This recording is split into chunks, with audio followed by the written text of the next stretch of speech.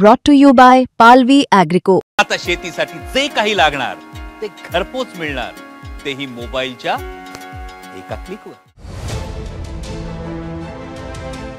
आजूबाजूला घनदाट जंगल, परिसरात वाघांची प्रचंड दहशत. गावी परतायला दिवसभरात फक्त एकच बस. अशा परिस्थितीत वर्धा जिल्ह्यातल्या आर्वी तालुक्यातलं वाढोणा या छोट्याशा गावातले हे शाळकरी विद्यार्थी अत्यंत चिकाटीने तिरंदाजीची तयारी करतात. अतिशय एकाग्रतेने खेळावा लागणारा हा खेळ आहे. 5000 लोकसंख्या असलेलं वाढोणा या गावात धड मोबाईलची रेंज सुद्धा येत नाही.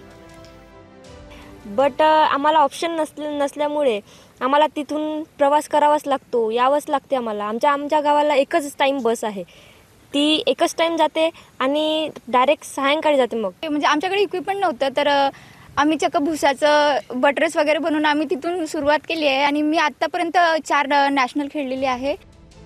कुठल्याही सोयीसुविधा नसतानाही या विद्यार्थ्यांनी राष्ट्रीय स्पर्धांपर्यंत मजल मारली आहे. मुंबई तकचे प्रतिनिधी योगेश पांडे यांनी या विद्यार्थी आणि त्यांना तिरंदाजीचे धडे देणाऱ्या शिक्षकांसोबत साधलेला हा खास संवाद. आर्चरी म्हणजेच धनुर्विद्या हा खेळ तसा शहरामध्ये खेळला जातो, परंतु नागपूर शहरापासून 100 किलोमीटर दूर बोर अभयारण्यालगत असलेल्या एका वाढोणा नावाच्या आपण या गावामध्ये आलो आहे. या गावामध्ये ही छोटी शाळकरी मुलं आहे. मॉडेल हायस्कूल वाढोणा अत्यंत ग्रामीण परिसरातलं आणि जंगलालगत असलेलं हे गाव आहे. या गावात असलेली ही शाळा आहे. या शाळेमध्ये हे जे मुलं आहे हे आर्चरी शिकतायत. या ठिकाणी इक्विपमेंट्सच्या सहाय्याने आर्चरी खेळामध्ये यातली काही जे मुलं आहेत ते स्टेट लेवलपर्यंत सुद्धा पोचलेली आहे. आर्चरी हा खेळ तसा शहरी खेळ मानला जातो, परंतु अत्यंत ग्रामीण आणि वनपरिक्षेत्रालगत असलेल्या या गावामध्ये मोठ्या प्रमाणात हा खेळ खेळला जातो आहे. याचं श्रेय या शाळेचे जे शिक्षक आहे दीपक वनवे यांनासुद्धा जातं. दीपकजी, काय सांगाल, कधीपासून आपण या शाळेमध्ये शिक्षक आहात, मुलांना कधीपासून आपण शिकवत आहात आणि काय सांगाल एकंदरीत या खेळाबद्दल, कारण की हा ग्रामीण भाग आहे तसा? बेसिकली इथे मी 2006 पासून शाळेमध्ये काम करतो आहे आणि आम्ही शाळेमध्ये हा खेळ 2016 सुरू केला. सुरुवातीला आम्ही खेळताना इंडियन बो नावाचा बो आहे, जो पूर्णपणे लाकडाचा असतो, त्याने आम्ही प्रॅक्टिस सुरू केली. मला सांगावंसं वाटतं की आपण बऱ्याचदा म्हणतो की हा खेळ शहरामधला आहे. मला आवर्जून सांगावंसं वाटतं की खेळ शहरामधला म्हटल्यापेक्षा ज्या मुलांना संधी खेळातल्या मुलांना मिळायला पाहिजे त्यांच्यामध्ये 100% त्या क्षमता असतात. त्यांना फक्त तुम्हाला ओळखून त्यांना फक्त पॉलिश करायचं असतं.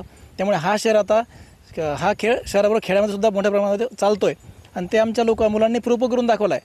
त्यांच्यामध्ये खूप क्षमता असतात, त्यांना फक्त पॉलिश करण्याची आवश्यकता असते, ज्यामध्ये आमच्या मुलांनी अगदी राष्ट्रीय स्तरापर्यंत सुद्धा मजल मारली आहे. ज्यामध्ये आमच्या शाळेमधल्या या खेड्यातल्या भागातल्या मुली 2 मुली नॅशनल खेळत आहे आणि एक मुलगा जस्ट आता स्टेटला म्हणजे डिव्हिजनला स्टेटमध्ये रिप्रेझेंट करतोय. मला हे सांगावं असं वाटतं. आपण बघितलं, अत्यंत खरं तर कौतुकाची ही गोष्ट आहे. तू काय सांगशील, कुठल्या भागातून तू येते आणि जंगलालगतचा हा भाग समजला जातो, काय सांगशील तू आणि कधीपासून तू खेळते आहे तिरंदाजी?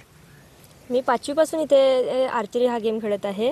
माझं गाव इथून 15 किलोमीटर दूरवर आहे. माझं गावाचं नाव खैरवाड आहे. ते अगदी जंगली एरिया आहे. त्याच्यामध्ये तिथे पूर्ण प्राणी असतात, तिथे वाघ वगैरे सगळे प्राणी असतात. ते आमच्या गावात पण येतात.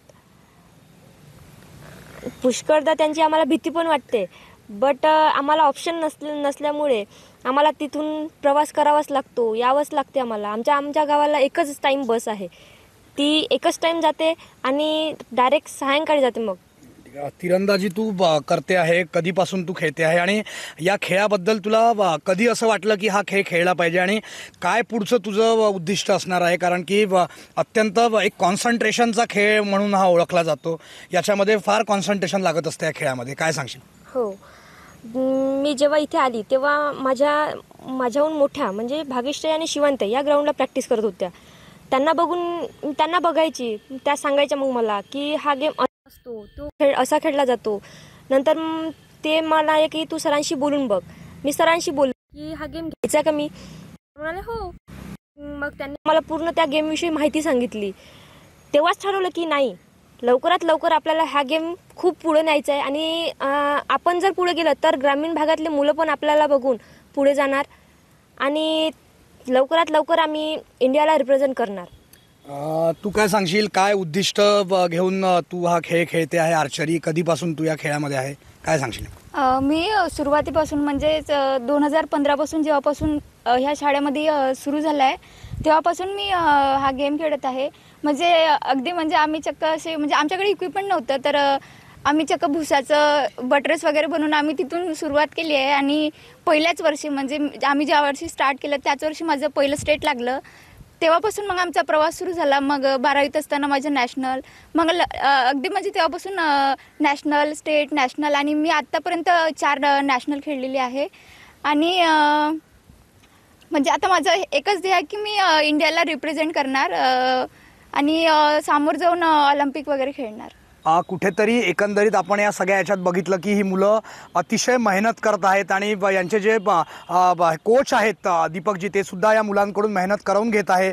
परंतु या संपूर्ण यात सगळ्यात महत्त्वाचं म्हणजे अगदी वन परिक्षेत्रालगतचा हा भाग आहे, दुर्गम असा भाग आहे. मोबाईलची व्यवस्थित रेंजसुद्धा या ठिकाणी खरं तर येत नाही.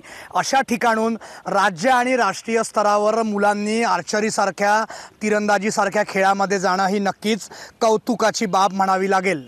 योगेश पांडे, नागपूर, मुंबई तक.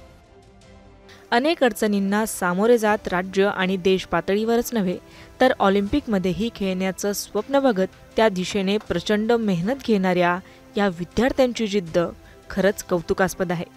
मुंबई तक, ब्युरो रिपोर्ट, वर्धा.